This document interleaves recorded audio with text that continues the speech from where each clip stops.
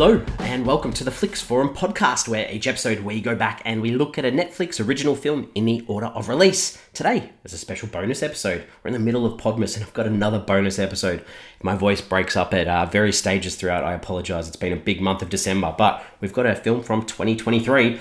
It's the stop-motion animated comedy called Chicken Run, Dawn of the Nugget. It's directed by Sam Fell and stars the voices of Thandiwe Newton, Zachary Levi, Bella Ramsey, Imelda Staunton, Lynn Ferguson, David Bradley, Jane Horrocks, Romesh Ranganathan, Daniel Mays, Josei Sedgwick-Davies, Peter Serafinowicz, Nick Mohammed and Miranda Richardson. I'm Jesse, I'm your host. Thanks for joining me.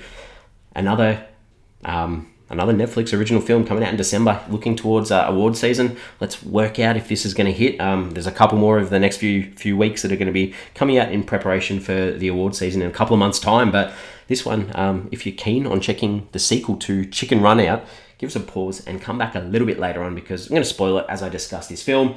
We do kick the show off with the Fast Flicks, where we do a quick little summary of what the film's all about. So this one, as I mentioned, is a sequel to Chicken Run. So we've got Rocky and Ginger now have a kid who they want to try and keep safe from the human world. So priorities have changed in these characters, obviously.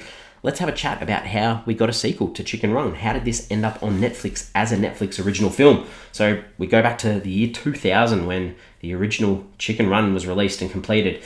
Jeffrey Katzenberg, who was the CEO of DreamWorks at the time and one of the film's executive producers, proposed to Aardman Animation the idea of making a sequel. However, Aardman declined as they felt unready to make a sequel, as well as the crew were completely exhausted after the original film, and they wanted to do some different projects. So since right back then, 23 years ago, there's been ideas and talks of a sequel that have been running around for quite a while. The sequel to Chicken Run again was reported in April of 2018, with Aardman Animation, Studio Canal and PATH set to produce. DreamWorks this time had no involvement because their partnership with Aardman completed or was finished when Flushed Away was released back in 2006. The director, Fell, he was approached by the film's original co-director, Peter Lord, back in 2016 at a party, who convinced him to return to Aardman to direct the sequel. On the 16th of October 2019, the film officially began pre-production because very few props and models from the original film had survived a warehouse fire back in 2005, the team had to resort to using reference photos from the original films and sort of a making of book to sort of recreate what the characters looked like as well.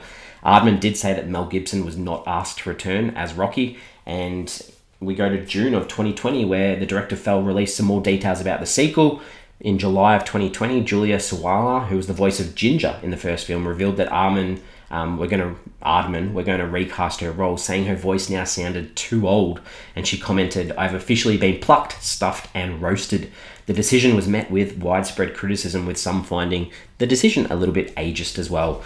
Principal photography commenced in early 2021, and in January 2022, a majority of the cast were further announced. The film actually contains about 1,400 shots in total. Only 28 of those were fully computer generated, so these are all shot-by-shot hand movement on these claymation figurines. The longest shot in the film is an opening pan across Chicken Island, which is 784 frames or 32.67 seconds. It took 80 full days to do that one little scene. I don't have the patience for stop motion. Man, that's crazy. Netflix is sort of, Netflix, it's on Netflix. It's only been out a couple of days from recording this episode, but it's number 2 on Netflix top 10 films for the weekend of December 11 through to 17. The movie had 11.9 million views for a total of 20.3 million hours. It's pretty impressive because the film only came out on the 15th of December, meaning the views were earned in just 3 days, really. Netflix, alongside the film, released a making of little mini documentary. It's 19 minutes. It's called Inch by Inch.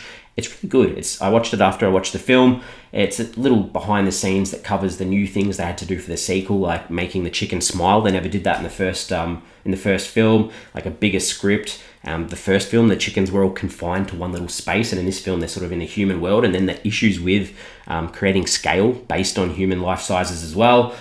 They talk about how they had 45 units, 30 animators. Tweety got this makeover, new costumes, and then they talk about the effort. There's this scene where Tweety walks down a staircase, and the effort that they had to put in to do that scene, because you don't see her face, and the lighting and all the shadows, those types of things, all really interesting. They talk about the story. Originally, the child of our two main characters was going to be a boy called Nobby, but then it was turned into this mother-daughter relationship, which is cool. And they sort of show how they often act out the scenes, like humans act out the scenes, and they use these as blueprints for the animation when they actually animate too. So that's cool. They talk about a Bible they've got for each character, and about 6 years worth of work just goes into this one film, which is crazy. So a lot of interesting stuff about this film.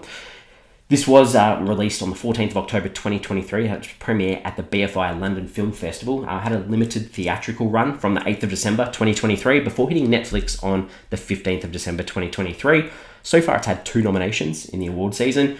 Best Animated Film at the San Diego Film Critics Society Awards, and also nominated for Best Original Score for an Animated Film at the Hollywood Music in Media Awards as well. This has 2 taglines. The first tagline is, "This time they're breaking in." So that's in reference to the original film, they broke out. This one, they're breaking in. And the second one is, "And the plot chickens." A little bit random. Translations around the world. Russian, it's called Chicken Run 2. They went simple. I like it. In Sweden, it's called The Escape from the Chicken Factory. Interesting, because they go in there first and then have to escape. In Vietnam, it's called Flying Chicken Squadron, and it's called Flying Chicken Squadron, The Chicken Nugget Conspiracy. Double title almost in Vietnam there. What are the critics and audiences saying about this film? Rotten Tomatoes sits at 79% on 95 reviews, so that is certified fresh, so fairly positive.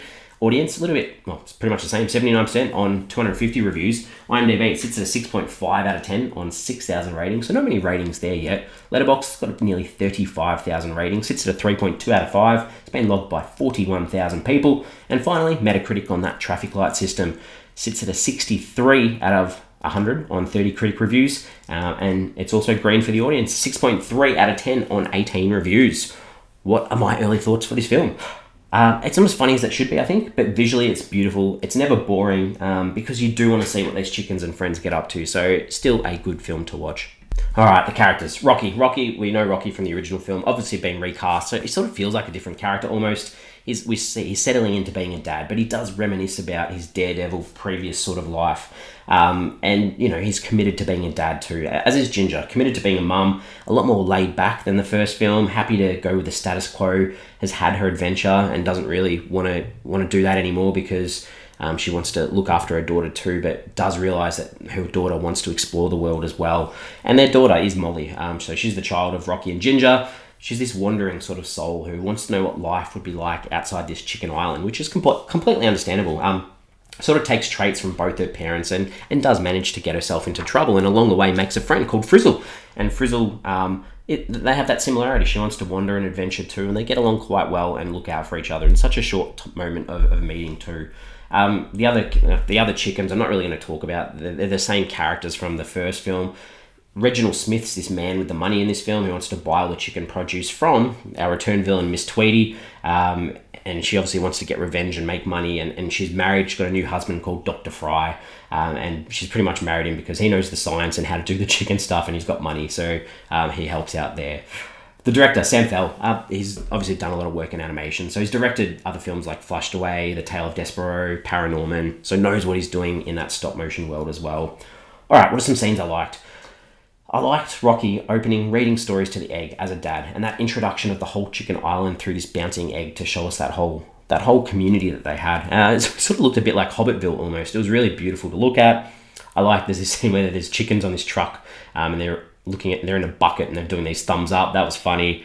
The chicken play center looked cool. The hero shot of all the chickens with weapons ready to go to save Molly, and then Ginger's like, "It's time to go," and the chicken's like, "It's okay, I went before we left." So funny in that she'd already been to the toilet. That was funny. Ginger, this is clever. Ginger takes a photo of this guard's eye to use it to get into the building in this eye scanner sort of thing. And the guard's like using a physical book to compare the eyes to make sure he can let them in. That was funny. Defeats the whole purpose of a digital eye scan. The little promotional video that Dr. Fry uses to sort of sell the chickens to Reginald Smith. It was really well put together about talking about making chickens calm and not scared and frightened, which makes better chicken. I thought it was really well put together.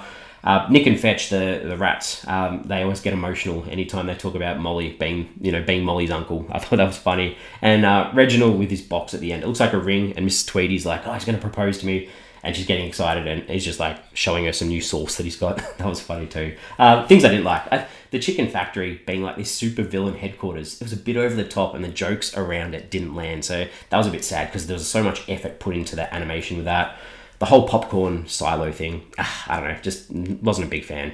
I know that a lot of effort went into that as well. I think it was like 75 kilos of popcorn kernels, but just didn't land for me. What's this film trying to say? So themes, ideas, that idea of parenting, it's hard, it's challenging.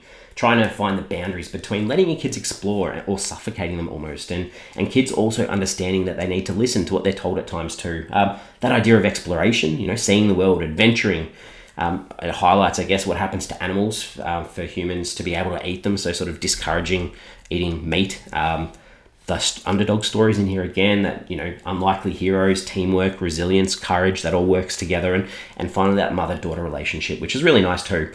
What did I take away from this film? 23 years for a sequel. That is a long time. That is it. I don't have any other takeaways. I don't have any questions. I'm ready to wrap this up. We give the film a rating out of 5. For me, I wasn't even that big a fan of the original film, but I could still recognize how good a film it was. And this one doesn't quite reach those high standards of that, but it's still beautiful to look at. It's engaging. Kids will love this film. I'm giving this a 3.5 out of 5. So positive for me. We're on socials. We've got Instagram, we've got Facebook and X, formerly known as Twitter. The question, did we really need a sequel for this film? I'm not sure. I'm not sold. If this was like a Toy Story 2, I'd probably get it, but it's not. So I'm not sure. I mean, it's so much work to make a stop motion film. It's a tough one. If you think we needed it, let us know. But I don't feel like these characters from Chicken Run, especially when you recast the voices as well. I don't know. Maybe you go with an original film. I want some more original stop motion stuff. So that's where I'm at. Thanks for checking out this bonus episode. We have a huge back catalogue. 300 and something plus episodes of Netflix original films. We're in the middle of Podmas. We're so close to Christmas. Only a couple of days to go, and we've an episode every day in December of 2023. So jump on, check us out, give us a subscribe if you can. I will see everyone that's following along every single day tomorrow. I'm losing it. I've nearly lost my voice. I can't think, but thanks for joining me, and I'm hoping everyone's enjoying this holiday season.